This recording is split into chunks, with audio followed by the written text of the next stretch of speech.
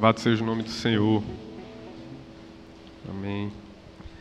Sejam todos bem-vindos. Você que nos visita, se sinta muito bem-vindo também aqui em nosso meio. É uma alegria para todos nós recebê-los, mas mais do que isso, a maior alegria que temos é de estar aqui na presença do Senhor para adorá-lo, para ouvirmos sua palavra, para estarmos desfrutando dessa comunhão tão abençoada que em Cristo nós temos. Não é verdade? Quero chamar você, querido, a abrirmos nossas Bíblias no livro de Deuteronômio, capítulo 12. Deuteronômio, capítulo 12.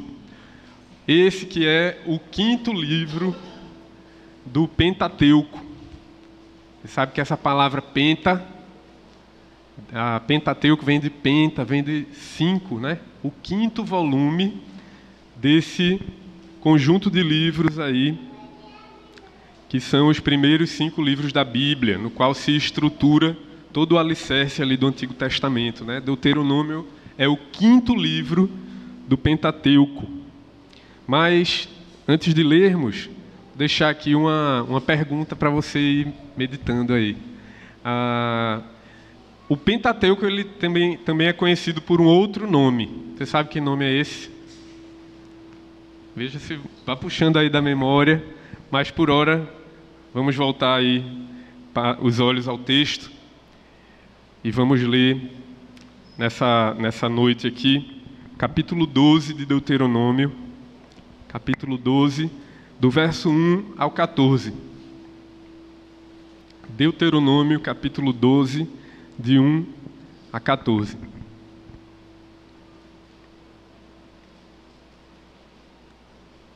Vamos ler o texto e após a leitura, vamos orar mais uma vez.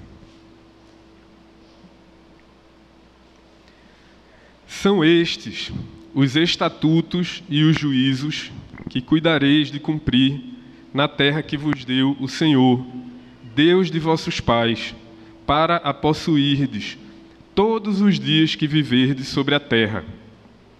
Destruireis por completo todos os lugares onde as nações que ides desapossar serviram aos seus deuses, sobre as altas montanhas, sobre os outeiros e debaixo de toda árvore frondosa. Deitareis abaixo os seus altares e despedaçareis as suas colunas, e os seus postes ídolos queimareis, e despedaçareis as imagens esculpidas dos seus deuses, e apagareis o seu nome daquele lugar. Não fareis assim para com o Senhor vosso Deus, mas buscareis o lugar que o Senhor vosso Deus escolher de todas as vossas tribos, para ali pôr o seu nome e sua habitação, e para lá ireis. A esse lugar farei chegar os vossos holocaustos, e os vossos sacrifícios, e os vossos dízimos, e a oferta das vossas mãos, e as ofertas votivas, e as ofertas voluntárias, e os primogênitos das vossas vacas e das vossas ovelhas.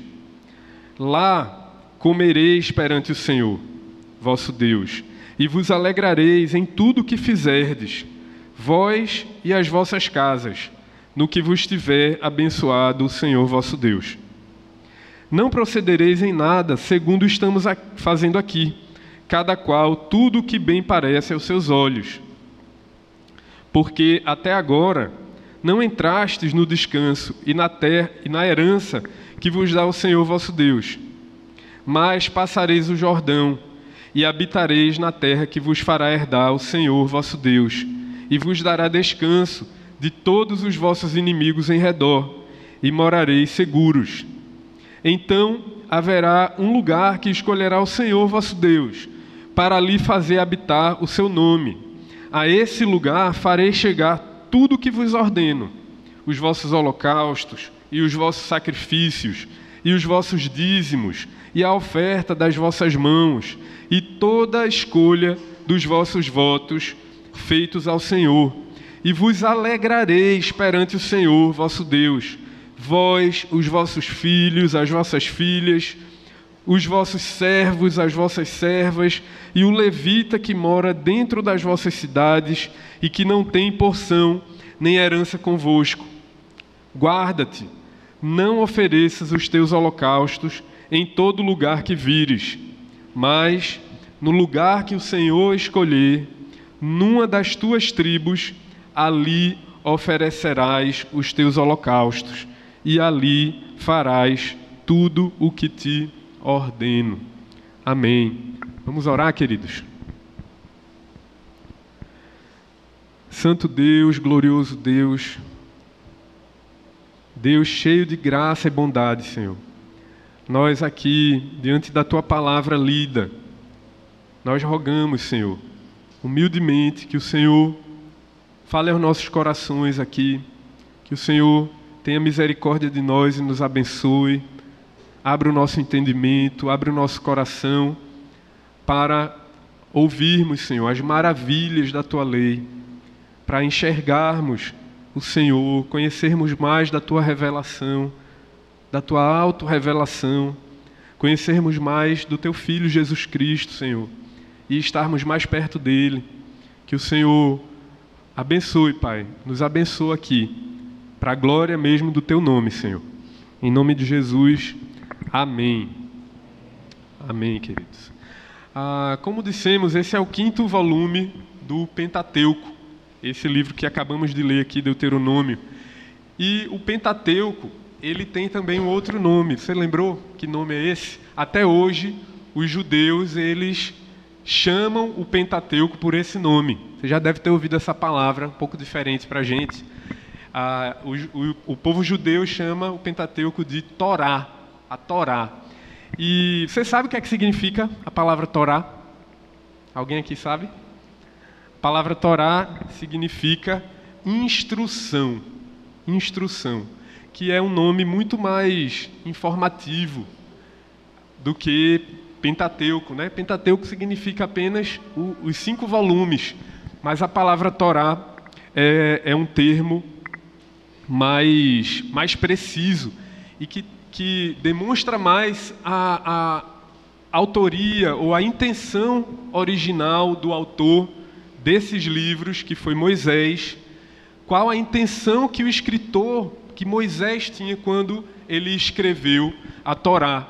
O próprio nome já diz, dar instrução ao povo de Deus, dar instrução ao povo israelita, ao povo da época, ao povo de Deus, povo da aliança, mas também essas narrativas, essas leis que são colocadas e são destrinchadas aqui no Pentateuco, elas têm uma função, elas têm por função trazer instrução ao povo de Deus, revelar mais de Deus e nos fazer conhecer mais da sua vontade e dos seus desígnios para a nossa vida. O livro de Deuteronômio, especificamente, esse que nós lemos aqui, ele é composto, sobretudo, por discursos. São vários discursos de Moisés que ele proferiu ali, já nas campinas de Moabe. Já fazia 40 anos que Deus tinha tirado o povo de Israel do Egito. Veja só, 40 anos tinha se passado já, desde que o povo tinha saído do Egito ali. Eles tinham visto maravilhas, as pragas do Egito. Deus então abre o Mar Vermelho e eles passam e vão peregrinando ali pelo deserto. Já fazia 40 anos que tudo isso tinha acontecido. Aquela geração que saiu do Egito já tinha morrido.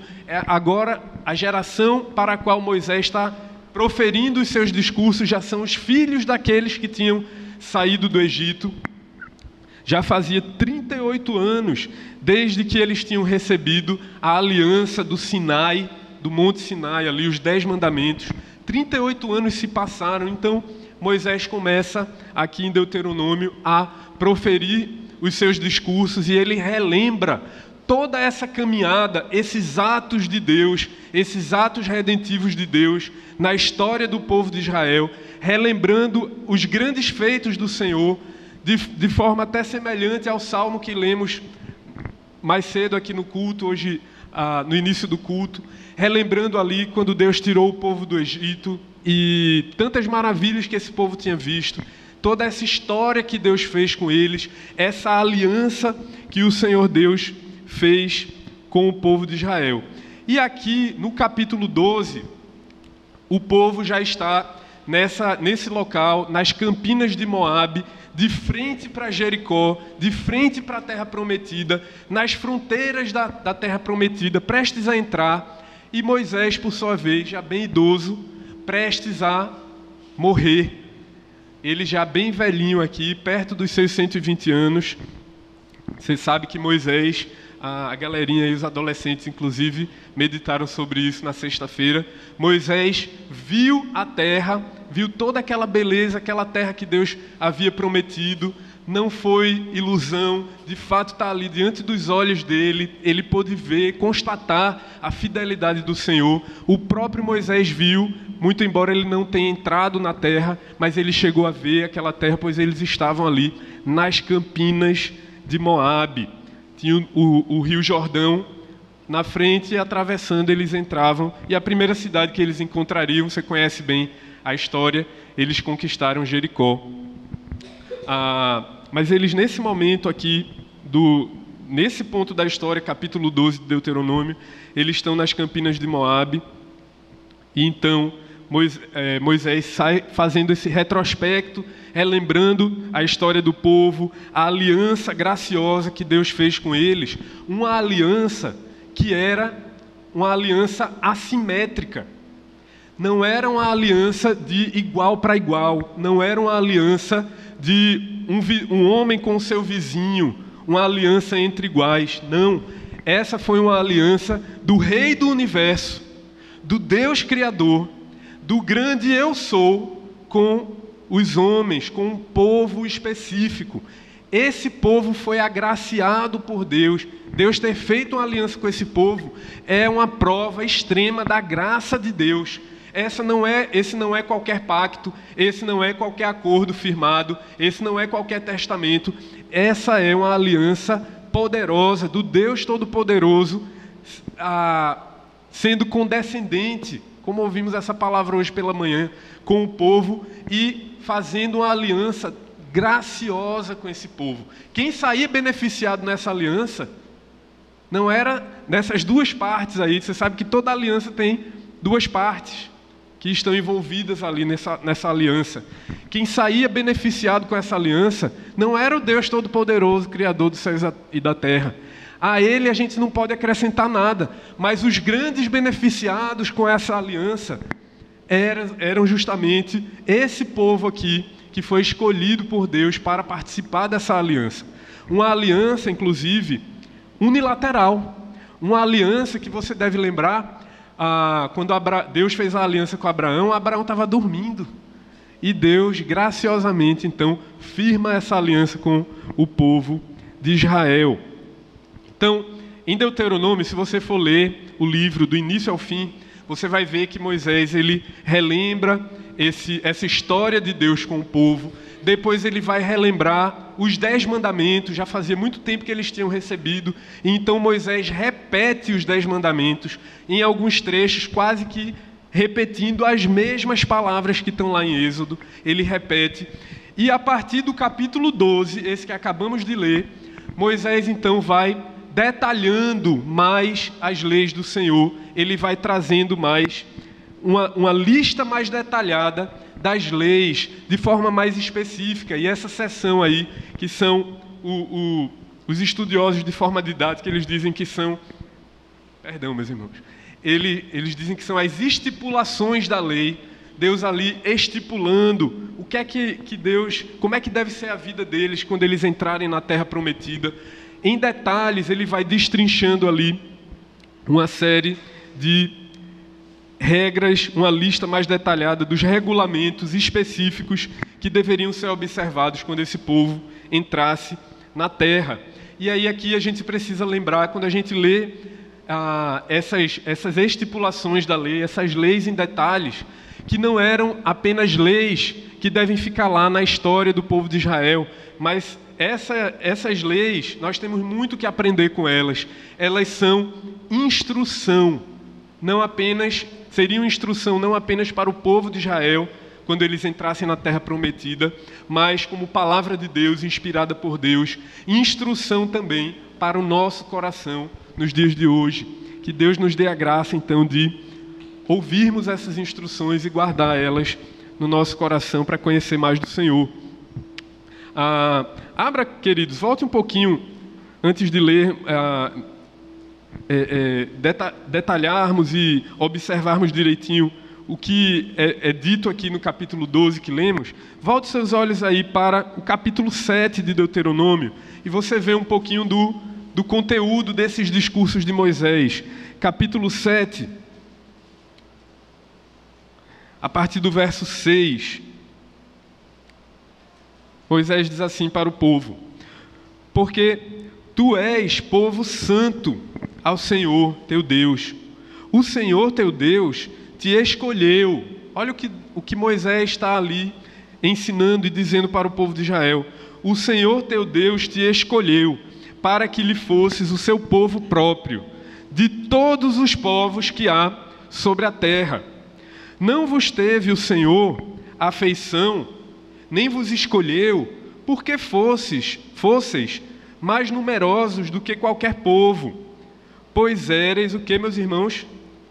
O menor de todos os povos. Veja a graça de Deus sendo explicitada nessas palavras de Moisés. Povo de Israel, israelitas, vocês não foram escolhidos porque vocês eram uma nação poderosa, expressiva, gente especial. Na verdade, vocês eram o menor de todos os povos.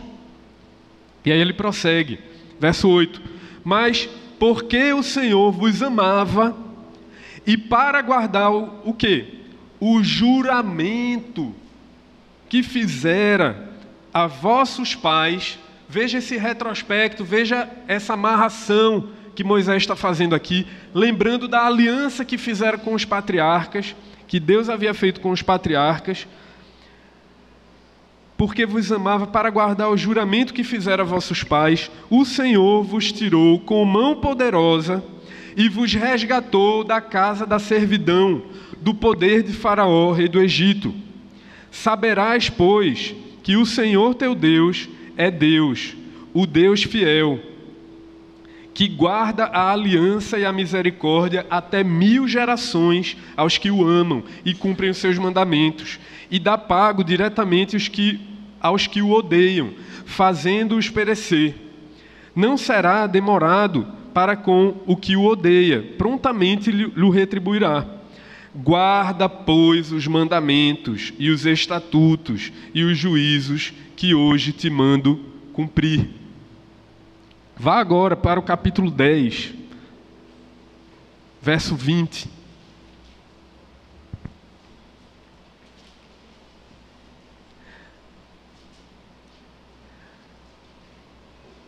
Ao Senhor teu Deus temerás, a Ele servirás, a Ele te chegarás, e pelo seu nome jurarás. Ele é o teu louvor e o teu Deus, que te fez estas grandes e temíveis coisas que os teus olhos têm visto. Aí veja que coisa linda esse verso 22. Olhe com atenção o verso 22 do capítulo 10. Com 70 almas, teus pais desceram ao Egito. Com 70 almas, teus pais desceram ao Egito. Quando Jacó e sua família foram fugir da fome lá no Egito, eram 70 almas. Com 70 almas, teus pais desceram ao Egito. E agora, nesse momento que ele estava ali proferindo esse discurso nas campinas de Moabe, e agora o Senhor teu Deus te pôs como as estrelas dos céus em multidão. Isso é como o povo chegou, uma multidão como as estrelas do céu, exatamente como Deus tinha prometido a Abraão. Então, todas essas palavras são muito carregadas de significado, porque elas rememoravam a aliança que Deus havia feito com Abraão, Isaque, Jacó, e que agora Deus estava dando continuidade e estava levando a bom termo, e eles já estavam agora na iminência de entrar na terra prometida. E nesse momento, então, Moisés, nós chegamos então no capítulo 12, nosso capítulo dessa noite, e ele vai então detalhar, quando vocês entrarem na terra prometida, o que vocês devem observar. E qual é a primeira coisa que Moisés vai tratar, que Deus vai tratar com esse povo, das quais eles deveriam observar quando eles entrassem na terra de Canaã. Quando vocês entrarem lá, tem muitas coisas para vocês observarem, ele vai dar uma lista de regulamentos em detalhes até o capítulo 26. Mas já a primeira de todas, aqui no capítulo 12, sobre o que ele vai tratar.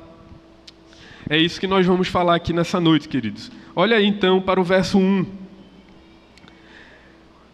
Capítulo 12, verso 1. São estes os estatutos e os juízos que cuidareis de cumprir na terra que vos deu o Senhor, Deus de vossos pais, para a possuirdes todos os dias que viverdes sobre a terra. Todos os dias que vocês estiverem na terra, nessa terra prometida, nessa terra que o Senhor Deus vos dá, vocês devem cuidar de cumprir esses estatutos e esses juízos. Veja aí, é essa expressão. Estes são os estatutos e juízos que cuidareis de cumprir. Cuidareis de cumprir. Deus está falando sobre obediência, sobre um cuidado do coração. Vocês vão ter cuidado em cumprir esses estatutos e juízos, esse zelo em cumprir, porque afinal de contas, esse não é um chamado de Deus apenas para o povo cumprir, ter um comportamento específico, cumprir regrinhas, mas é algo que vem do coração. Quando vocês entrarem, vocês devem cuidar de cumprir esses estatutos e juízos que vos deu o Senhor, Deus de vossos pais. E se a gente tem em mente esse panorama mais amplo, que foi dito antes aqui no livro de Deuteronômio, ao dizer que é o Senhor, o Deus de vossos pais, que está dando esses estatutos e juízos para você cuidar de cumprir, na mente do povo que está ouvindo os discursos de Moisés, eles estão relembrando o Deus dos nossos pais, o Deus de Abraão, de Isaque, de Jacó, esse Deus que fez uma aliança graciosa, uma aliança poderosa, cheia de amor, e que nos sustentou durante esse tempo todo com atos de salvação. A gente estava preso como escravo no Egito, e o Senhor nos libertou, nos escolheu. A gente era um povo menorzinho que tinha, agora a gente é como estrelas do céu. O Senhor, o Deus dos vossos pais, está dizendo que vocês devem cuidar de cumprir esses estatutos e juízos. Percebe? Então, essa é como uma grande introdução ao que Moisés vai dizer logo em seguida. Vai então para o verso 2. Veja qual é o primeiro tema que o Senhor quer que o povo cuide em cumprir. Qual é o primeiro tema? Veja sobre o que é que ele vai tratar. Destruireis por completo todos os lugares onde as nações que ides desapossar serviram aos seus deuses sobre as altas montanhas, sobre os outeiros e debaixo de toda a árvore frondosa. Veja, a primeira ordem aqui diz respeito ao culto. A primeira temática que Deus quer trabalhar com o povo, por onde Deus vai iniciar esses regulamentos, esse modo de vida que Ele quer que o povo viva na terra da promessa, é exatamente pelo tema central das nossas vidas, a área mais importante da nossa vida. Que área é essa? O culto ao Senhor, a adoração, a devoção do coração, o culto, como deve ser prestado o culto ao Senhor. Essa é a primeira área, é a primeira coisa que Deus quer que o povo observe, porque é do culto que procedem todas as outras áreas da nossa vida. É da nossa relação de adoração a Deus que todo o restante vai derivar. Então, Deus começa a tratar sobre isso com o povo. sobre o culto que vem do coração. E qual foi a ordem que Deus deu? Observe: destruireis por completo. Essa é uma ordem negativa. Não é verdade? Uma ordem negativa. Está mandando destruir. Destruam por completo. Veja que essa ordem, ela exige uma totalidade. Ele não manda destruir parcialmente. Ele não manda destruir alguns e não destruir outros. Não manda apenas derrubar, mas ele manda destruir por completo, não de forma parcial. E o que é que ele manda destruir? Todos os lugares onde as nações que vocês vão desapossar, mandar embora, onde elas adoravam, todos esses lugares vocês devem destruir por completo. Nesses lugares onde eles serviam aos seus deuses, vocês devem chegar lá e destruir completamente. Aqueles locais não eram apenas locais que o povo deveria evitar quando estivesse na terra prometida. Os lugares estão ali, embaixo daquela árvore, embaixo naquela montanha, naquele outeiro, que é um tipo de montanha, menorzinho como uma colina, uma montanhazinha pequenininha de pequeno porte. O local está lá, mas você não vá naqueles locais. Não. Deus disse: olha, vocês vão lá, nesses locais onde eles costumavam servir aos seus deuses, e lá vocês devem destruir por completo os locais onde eles faziam lá os seus cultos. Que locais eram esses? Ele menciona altas montanhas, outeiros, debaixo de toda árvore frondosa. Interessante que há uns meses atrás, umas pessoas da minha família estavam aqui nos visitando em Recife e queriam conhecer o Parque do Baobá, aquele parque ali na beira do Capibaribe, né? Alguns já foram, já devem ter conhecido. E lá tem uma grande árvore frondosa, justamente o famoso baobá, né? Uma árvore enorme lá. E esses locais, né, debaixo das árvores, montanhas, montes, em toda a história da humanidade, se você estudar a história das civilizações, você vai ver que esses lugares sempre, as pessoas tiveram a tendência de pegar esses lugares e praticar os seus cultos pagãos nesses locais. Nesse dia que a gente foi lá visitar o Parque do Baobá, tinha lá embaixo do baobá uma tigela de barro com as oferendas lá na beira do rio. Debaixo da árvore, na beira do rio, tem vários elementos aí, né? Porque são locais costumeiros, onde o culto pagão acontecia. Talvez por ser aquela árvore que impressiona. De fato, você chega ali, é uma árvore grande, cheia de vida. E aí a mente humana, a criatividade humana vai além, né? Pois nesses lugares, aquelas nações pagãs, os cananeus, os amorreus, o povo todo ali que vivia em Canaã, eles tinham por costume prestar os seus cultos aos seus deuses, às suas divindades, a deusa Azerá e outros deuses mais, e eles costumavam fazer. E a ordem que Moisés dá ao povo aqui é muito clara. Vocês devem chegar lá e vocês devem destruir por completo. Não é só deixar um lugarzinho lá, vocês devem destruir por completo. E no verso 3 e 4, ele detalha ainda um pouco mais. Veja o que é que ele diz: deitareis abaixo os seus altares, despedaçareis as suas colunas, e os seus postes ídolos devem fazer o quê? Queimar. Na minha infância eu jogava Sonic. E lá no Sonic tem lá uns totemzinhos assim, no cenáriozinho do Sonic. Não sei se você já viu, que é aquela... Você já deve ter visto, pode ter visto também em filmes de indígenas. Tinha lá postes ídolos. Poste ídolo é o quê? Aquela madeirinha cheia de cabecinha de animais, de deuses, né? Postes ídolos de madeira que eram trabalhados, esculpidos ali com arte. Tinha um artesão que fazia aquela escultura. Era uma escultura. E o povo, então, adorava aqueles totens, aqueles postes ídolos. E Deus manda aqui, despedaçar os postes ídolos, queimareis e despedaçareis as imagens esculpidas dos seus deuses. E o que é que diz o final do verso 3? E apagareis o seu nome daquele lugar.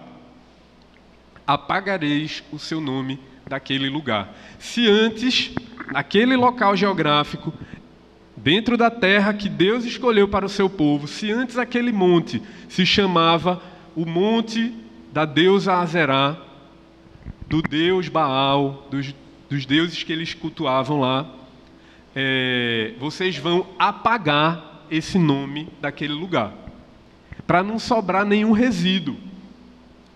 Apagareis o seu nome daquele lugar. E o verso 4, ele arremata dizendo: não fareis assim para com o Senhor vosso Deus. Então veja, perceba a seriedade de Deus nessas ordens. Muito explícito, muito claro, inflexível. Ele diz: destruam por completo, deitem abaixo, despedacem, queimem, que é para só sobrar a poeira e depois o vento levar, não tem mais nada, nenhuma lembrança daquilo ali. Apagareis o seu nome. Apagareis o seu nome daquele lugar. Mas veja, queridos, o contraste, quando ele se refere no verso 4, e ele diz assim: não fareis assim para com o Senhor vosso Deus. Com Deus, não é assim que vocês vão fazer. E aqui, um contraste muito vívido, muito forte. Moisés, então, vai estabelecer aqui, da parte de Deus, destacando, queridos, que Deus não admite rivais. Deus não admite divindades rivais no meio do seu povo. Deus não admite rivais. Isso nos faz lembrar aquela lei que havia sido dada com muita gravidade em Êxodo capítulo 20, quando o povo recebe os 10 mandamentos. Abra rapidamente sua Bíblia, Êxodo 20, versículo 2.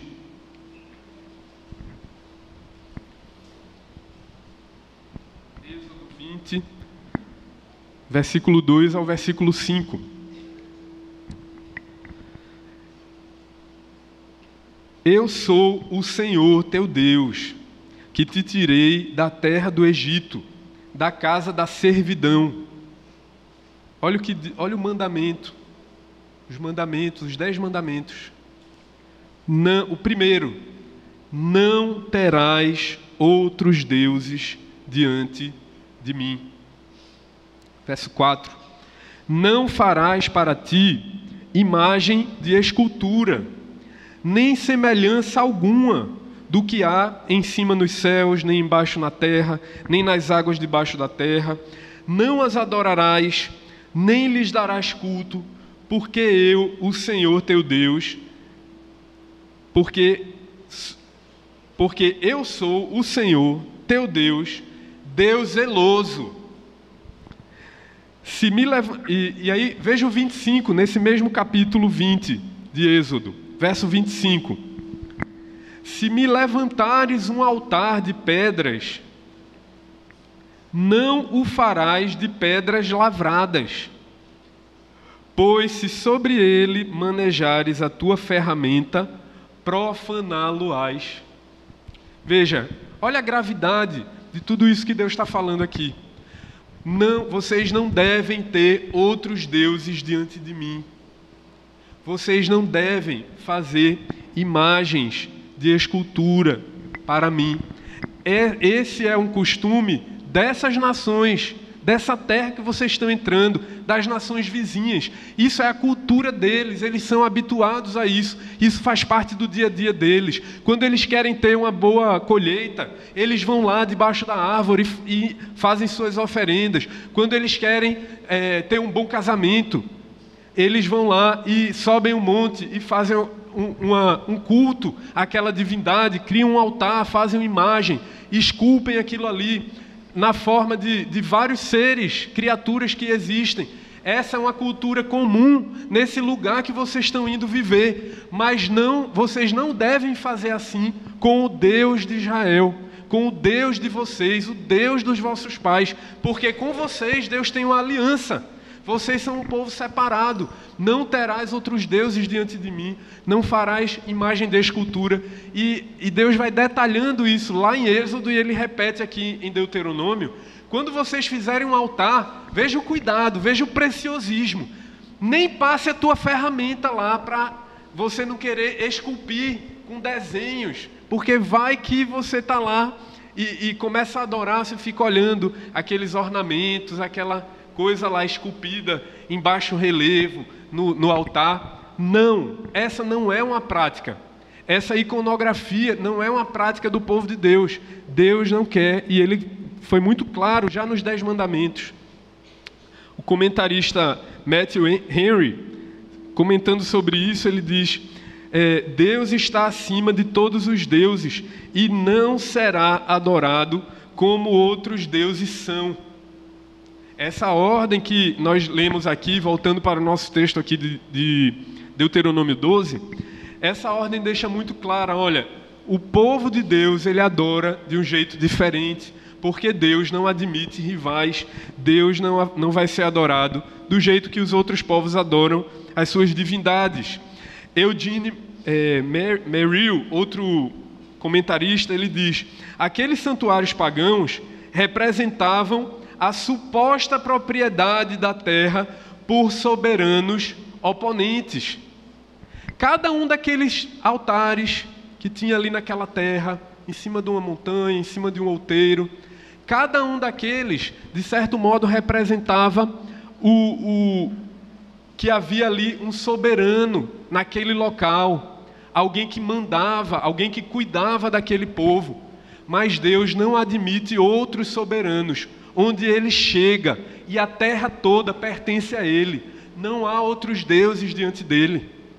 E não deveria haver nem resto, nem sombra, nem pó, nem poeira, nada, nenhuma lembrança de outros supostos soberanos. Porque para o povo de Deus só existe um soberano, só existe um Senhor. E não há mais ninguém que manda, que é rei, que é o governante desse povo, aquele que supre o povo. Só existe um. Verso 5, queridos. Deuteronômio 12, 5. Mas, veja o contraste então. Se não é assim que o povo deve fazer, como é então que Deus deseja ser adorado? Verso 5. Mas buscareis o lugar que o Senhor vosso Deus escolher de todas as vossas tribos, para ali pôr o seu nome e a sua habitação. E o que é que o povo deveria fazer? Para lá ireis. A terra era grande,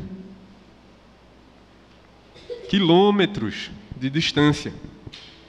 Mas naquela terra, nas muitas cidades que havia ali, nos muitos territórios que aquelas 12 tribos iam entrar e iam ocupar, alguns lugares eram campinas, outros lugares eram montanhas. Era uma terra vasta. Mas naquela terra, Deus vai separar um lugar. Dentre todas as tribos, vai ter um lugar, e a adoração a Deus vai ser lá naquele lugar que Deus disser, onde vai estar o seu nome. E é para lá que vocês irão. Não é o Deus que vem até você. É você que sai do seu lugar e vai até Deus. Vai até onde Ele pôs o seu nome, onde Ele deseja ser adorado. E para lá ireis. É isso que nós estamos vendo aqui no versículo 5. Buscareis o lugar que o Senhor vosso Deus escolher de todas as vossas tribos, para ali pôr o quê? O seu nome e a sua habitação.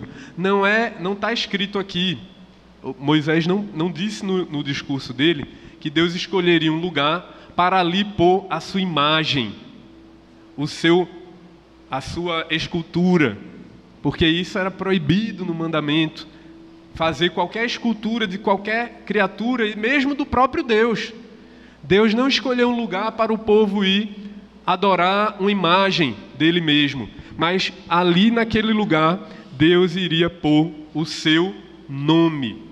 Esse Deus, o Deus verdadeiro, ele não entra nessa disputa, porque ele já é o soberano, o Senhor de toda a terra. Ali ele vai colocar o seu nome e para lá vocês devem ir. E é interessante, queridos, quando a gente reflete sobre o nome do Senhor e como o nome do Senhor, ele é você sabe que existem várias designações para Deus no Antigo Testamento, vários nomes com os quais ele se revelava e gostava de se dar a conhecer para o seu povo. Por exemplo, no livro de Daniel, Deus é muito chamado pelo nome, pela expressão o Altíssimo. Esse é o nome de Deus, é uma forma com a qual Deus se revelou para um propósito específico, porque ali no livro de Daniel, Deus queria expressar esse caráter dele como o Deus Altíssimo acima de todos os governantes.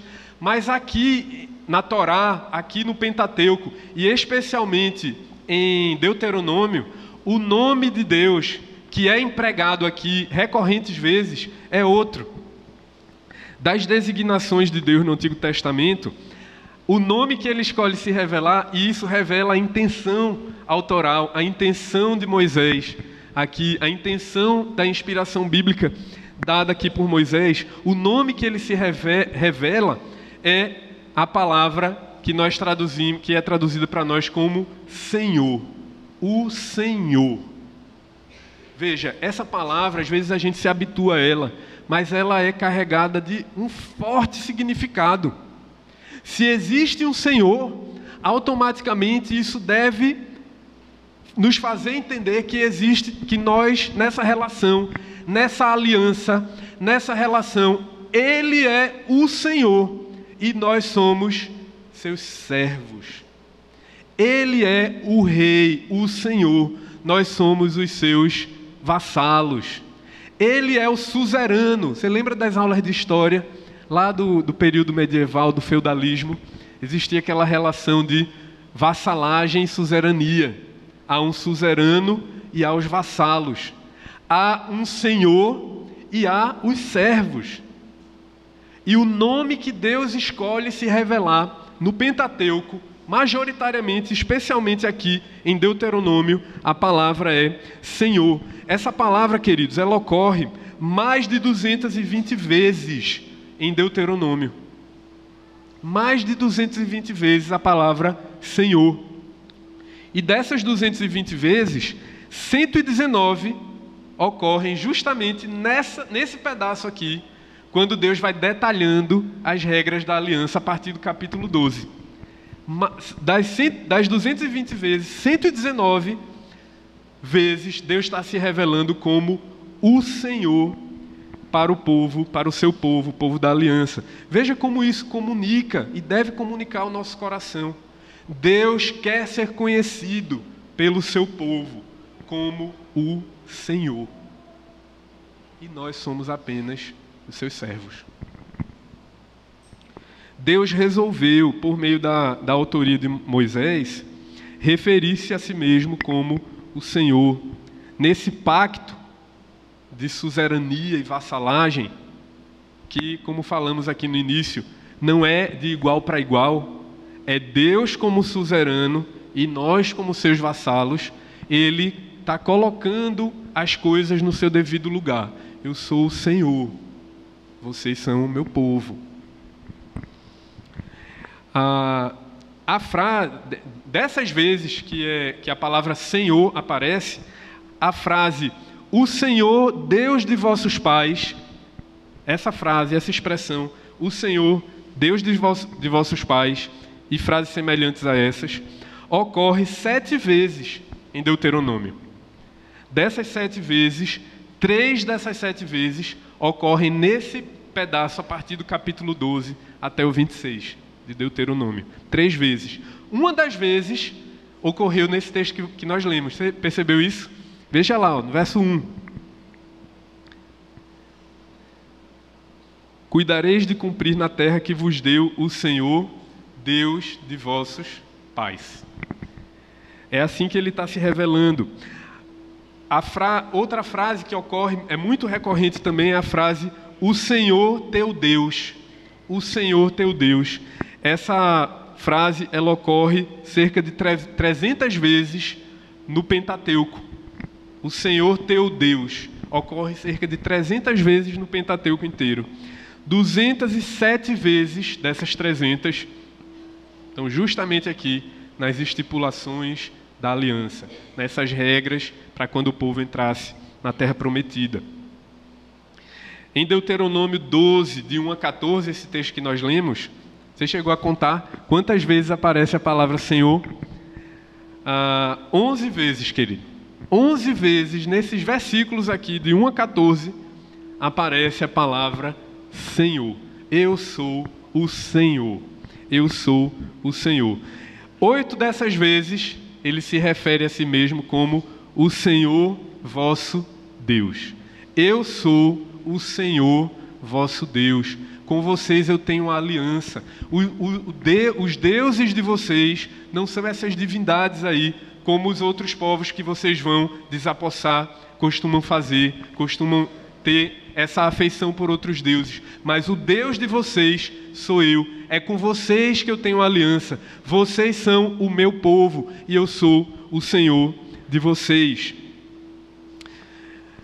Exatamente com essa ideia, queridos, de reforçar a obrigação de Israel ao Deus da aliança, porque ele é nada menos que o Senhor, que Moisés repete tantas vezes esse nome, que é de longe o nome mais usado aqui nesse contexto de Deuteronômio.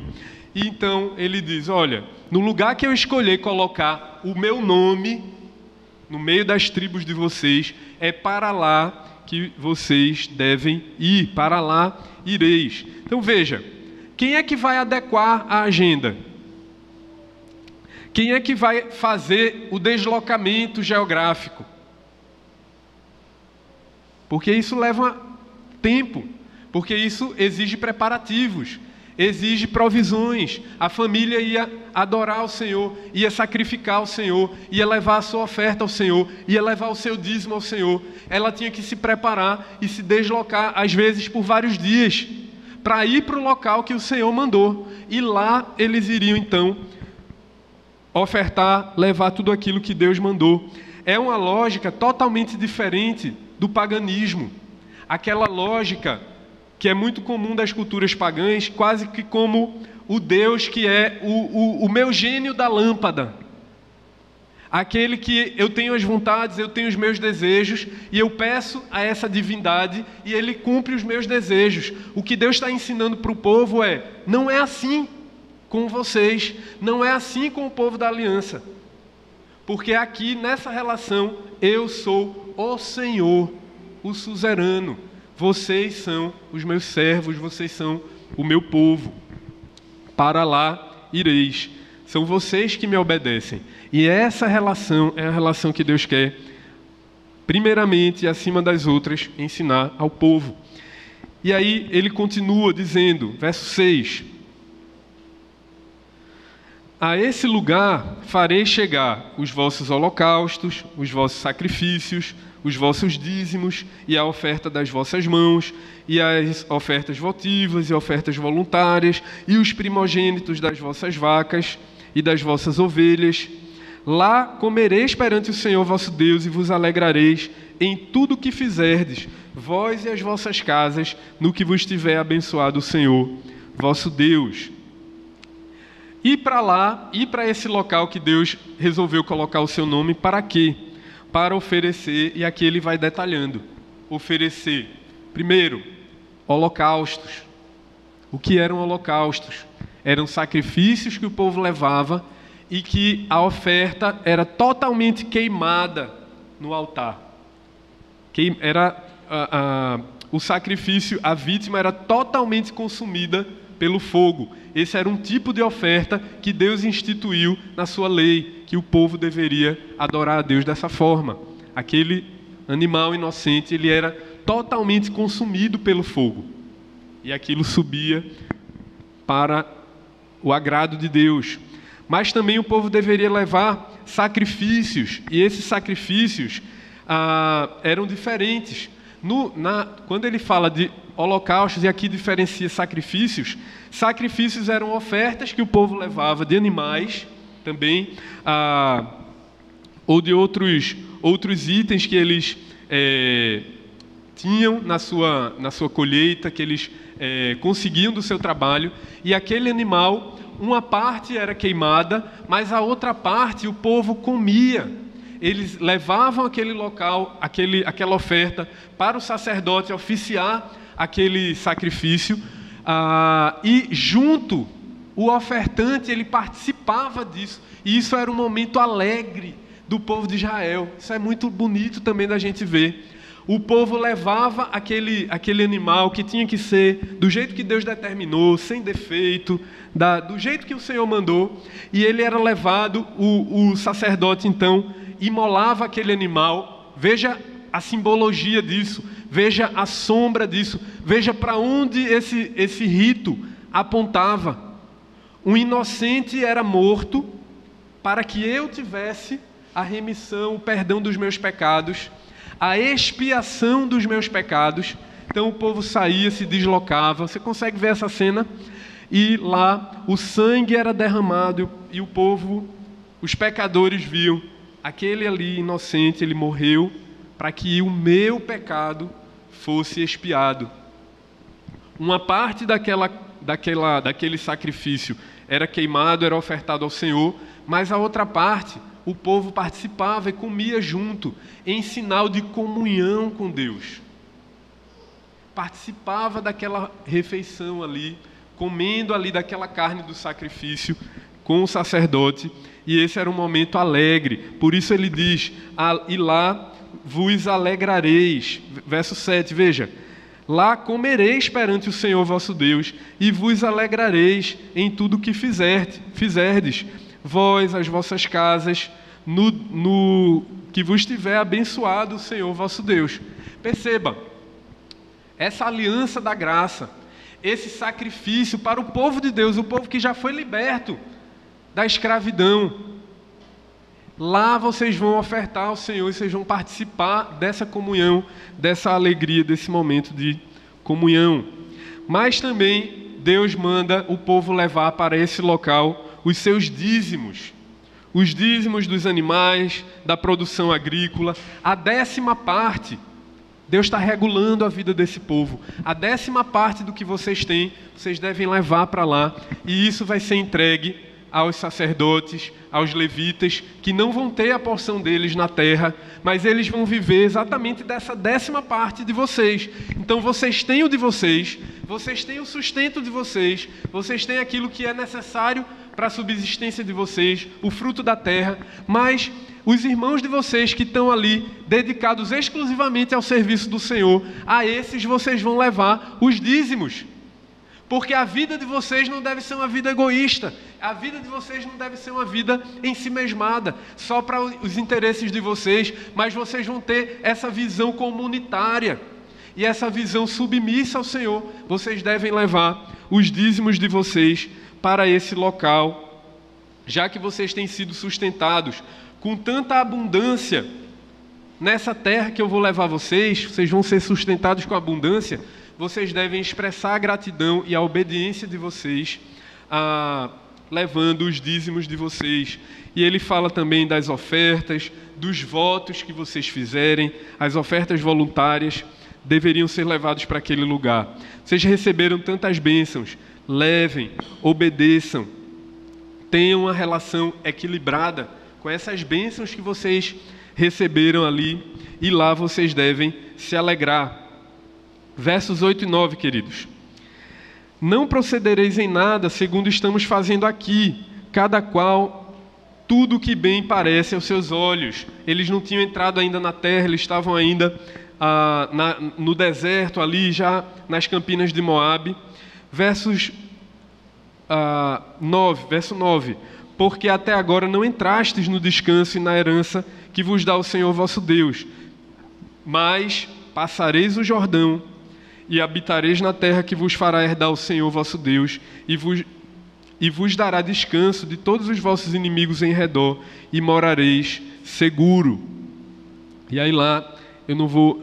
Ele repete aqui, a partir do verso 11, então haverá um lugar que escolherá o Senhor vosso Deus para ali fazer habitar o seu nome. A esse lugar fareis chegar tudo o que vos ordeno. E ele repete a lista para o povo ter isso bem gravado na memória. E vos alegrareis, verso 12, perante o Senhor vosso Deus, vocês, vossos filhos. Isso é algo que vocês devem ensinar aos filhos de vocês, vossos filhos, vossas filhas, os servos, as servas, o levita, esse que vai receber o dízimo, que faz parte do povo, que é povo com vocês, ele vai se alegrar também com isso. E então nos versos 13 e 14, guarda-te, não ofereças os teus holocaustos. Veja esse resumo, esse apanhado. Não ofereças os teus holocaustos em todo lugar que vires, mas no lugar que o Senhor escolher, numa das tuas tribos, ali oferecerás os teus holocaustos, e ali farás tudo o que te ordeno. Veja, essa é uma instrução para o coração. Deus encerra essa primeira instrução dizendo assim: guarda-te, como nós lemos lá em Provérbios, sobre tudo que você deve guardar, guarda o teu coração. Veja a importância dessa instrução, queridos. Guarda-te, não ofereças os teus holocaustos em todo lugar que vires. E aí, queridos, dessas instruções ao povo de Israel, o que é que nós podemos guardar aqui para o nosso coração, Igreja do Senhor, povo de Deus, povo da aliança, hoje? Em primeiro lugar, três breves aplicações aqui. Em primeiro lugar, perceba que Deus ele não admite que tenhamos rivais. Deus não admite que o seu povo, ele tenha deuses rivais no seu coração, mas ao contrário, ele manda que a gente guarde o coração dessas práticas. Devemos levar a sério a influência cultural.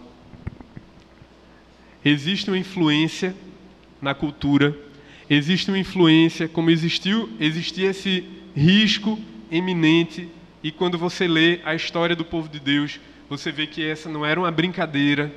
Deus não estava de brincadeira. Ao contrário, ele foi muito inflexível, muito firme e muito detalhado na vontade dele para o seu povo. E nós percebemos que esse assunto não é uma brincadeira para Deus, mas é algo que ele leva a sério. E nós, como seu povo, hoje, nessa cultura que a gente vive, que se a gente pensar direitinho, não é nada diferente daquela cultura idólatra, pagã, imoral, que o povo também vivia. É a mesma cultura, é a cultura ímpia. Nós devemos levar a sério essa coisa da influência cultural. Nós vivemos num mundo, por exemplo, que idolatra o dinheiro. Nós vivemos num mundo que idolatra o sucesso, que idolatra as posses, que idolatra o status, que idolatra a influência, que idolatra a realização pessoal. E em nome desses ídolos, muitos de nós também estamos sacrificando, entregando nossas vidas, entregando o melhor dos nossos anos, entregando as nossas forças também, como fazem tantas e tantas e tantas pessoas no nosso século, na nossa cultura, no nosso país. Quantas pessoas, queridos, para manter uma estabilidade, para manter uma posição social, para manter um salário alto, para ter as coisas que deseja e manter essas coisas que deseja ter, muitos sacrificam, inclusive, os filhos nesses mesmos altares. Entregam seus filhos, abrem mão do privilégio que é e do dever que nos foi dado por Deus como povo de Deus, povo da aliança, de instruir os nossos filhos a se alegrarem no Senhor. Tantos de nós entregam os filhos nos altares a Mamon, nos altares aos deuses desse século, porque não queremos perder tantas coisas que nós almejamos, que nós desejamos. Essa é a influência da nossa cultura e muita gente está cedendo a essa influência. Mas há uma ordem de Deus para o seu povo, que foi instrução para eles naquele momento e é instrução para nós hoje. Qual é a ordem? Destrua por completo, queime, deite abaixo, despedace. Deus não está de brincadeira. O que é que a gente deve fazer? Como deve ser a nossa relação com a cultura que a gente está rodeado por ela? Essa é uma boa reflexão, inclusive, para a gente fazer nesse período de carnaval. Como é a nossa relação com a cultura que nos cerca? E aqui eu não estou falando da gente ser, sabe, aquela coisa alienada. Não, porque aliena para um lado, mas segue os mesmos padrões, as mesmas culturas para outro. Não é disso que a gente está tratando, mas é a postura firme de gente que quer andar com Deus nesse mundo. Não podemos ceder e imitar as culturas ao nosso redor. Se você percebe, querido, você precisa abandonar alguns hábitos, alguns arranjos. Você precisa tomar decisões que vão impactar, vão trazer mudanças para a sua vida. Por fidelidade ao Senhor, ore ao Senhor, peça a Ele por coragem para tomar essas decisões. Mas tome, leve a sério, a gente precisa levar a sério, porque Deus leva a sério esse assunto. Mas em segundo lugar também, o Senhor diz, olhe, guarde o seu coração e para lá vocês devem ir, para esse lugar que eu determinei, onde eu quero ser cultuado, onde eu quero ser adorado da maneira que eu determinei. A gente sabe que, por conveniência, muitos de nós, muitos dentre o povo de Deus, e aqui eu estou falando de gente crente, muitas vezes quer dividir a devoção a Deus. Então são pessoas que no domingo estão na igreja, vêm cultuar a Deus, mas na segunda-feira, muitas vezes, muitos de nós, dentro da igreja evangélica no Brasil, parece que na segunda-feira giram a chave e aí entra no modo viver para o dinheiro. Enquanto que no domingo cultua o Senhor, mas aí às vezes a gente quer fazer esse casamento, essa casadinha, tentar construir uma espécie de caminho do meio, porque essa coisa de uma adoração exclusiva a Deus é algo muito radical, né? Por exemplo, né, essa coisa assim de dar o dízimo, é coisa muito radical. Vamos fazer, eu vou dar, mas eu vou dar da minha maneira. Eu vou dar o dízimo da minha maneira, né? Então, 10%, esse negócio, 10% aí já é demais, né? É muito radical. Então, vamos fazer um caminho do meio, vamos fazer um arranjado, que vai muito sempre de encontro a esse arranjado, a conveniência do nosso próprio coração. Como o nosso coração ele é hábil em fazer esses arranjados. 10% é demais.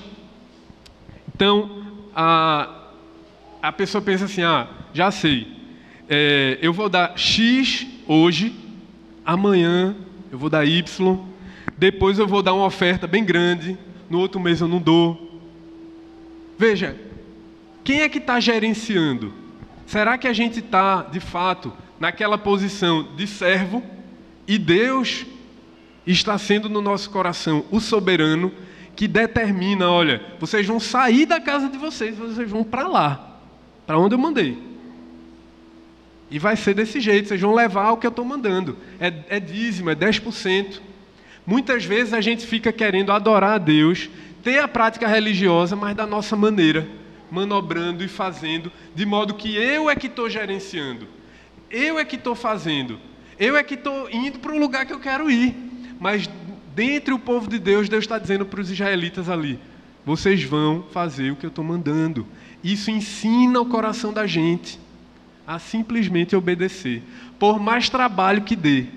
E dava trabalho para esse povo se deslocar naquela época, né? Mas isso deve ficar de lição ao nosso coração. Deus não aceita um culto misturado. Nós é que devemos adequar a nossa agenda. Nós é que devemos obedecer. Valorizar, por exemplo, o culto dominical. Praticar o nosso culto familiar em casa. Reunir-se com a igreja.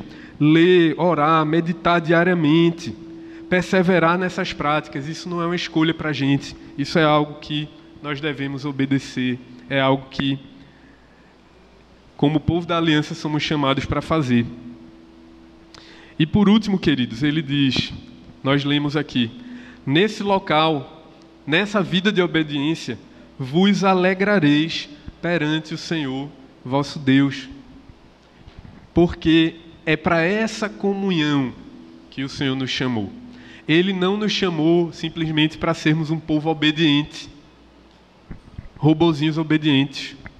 Não é para isso. Ele quer a devoção e o amor do nosso coração. E é algo que produz alegria no nosso coração. Amar a Deus acima de todas as coisas. Viver para a glória de Deus. E alegrar-se nele para sempre. Lá vos alegrareis perante o Senhor vosso Deus. O culto que Deus aceita é o culto que é prestado pela fé na graça de Cristo. É aquele sacrifício que apontava para Cristo, que a gente olha assim: esse sangue foi derramado, foi por mim. É aqui que eu tenho perdão dos meus pecados, é aqui que eu tenho a completude da minha vida, eu não preciso de mais nada. Eu entrego a minha vida em obediência a esse Senhor, porque Ele me salvou pela graça.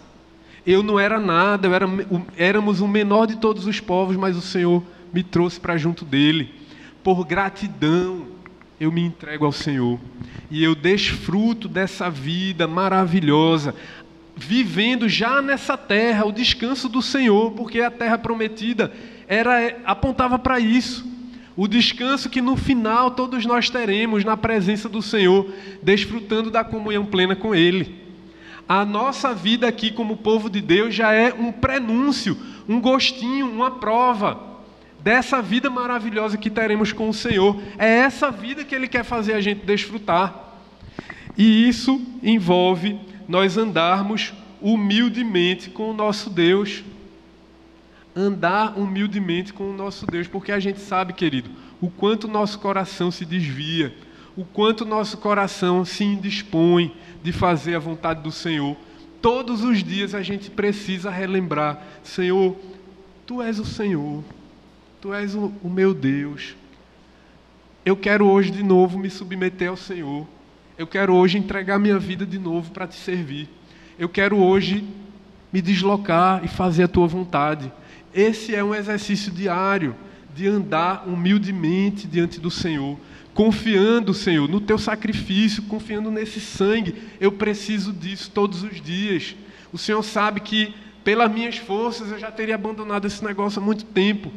Mas eu preciso da Tua graça, eu preciso da força do Senhor. E nós somos lembrados, queridos, em toda a Escritura, que a vitória do Cordeiro de Deus, a vitória de Cristo, é a nossa vitória também. Não é verdade? Que grande alegria, que grande promessa, que grande inspiração a gente tem para andar, sim, essa vida de obediência. Sim, essa vida de serviço. Que Deus é taxativo em dizer: é assim. E a gente não tem muita escolha. Ele nos chamou para viver assim.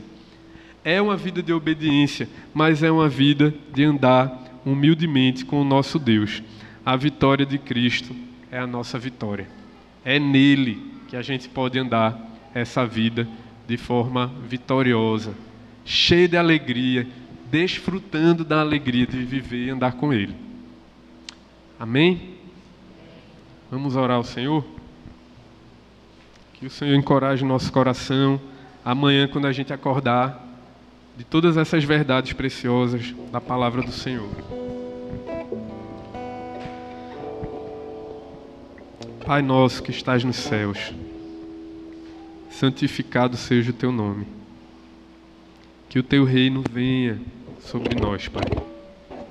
Que seja feita a tua vontade, assim na terra como ela é feita nos céus. Que o Senhor nos dê o pão nosso de cada dia. Que o Senhor perdoe, Pai, as nossas dívidas, assim como nós também perdoamos aos nossos devedores. Não nos deixa, Senhor, amanhã, terça-feira, quarta-feira, na nossa rotina de vida, não nos deixes cair em tentação, Senhor, mas livra-nos do mal, pois Teu é o reino, Teu é o poder, Tua é a glória, hoje e eternamente, Senhor. Nós somos Teus servos, Teu povo, Pai. Nos preserva, Senhor, nessa peregrinação, nessa caminhada, até o dia de Cristo, onde finalmente teremos esse encontro maravilhoso, esse descanso maravilhoso contigo, Pai. Mas aqui, enquanto caminhamos, Pai, que a gente já experimente do céu, desse descanso, hoje, dessa alegria que é partilhar da comunhão contigo. Faz assim, Pai, cada um aqui, em nome de Jesus. Amém.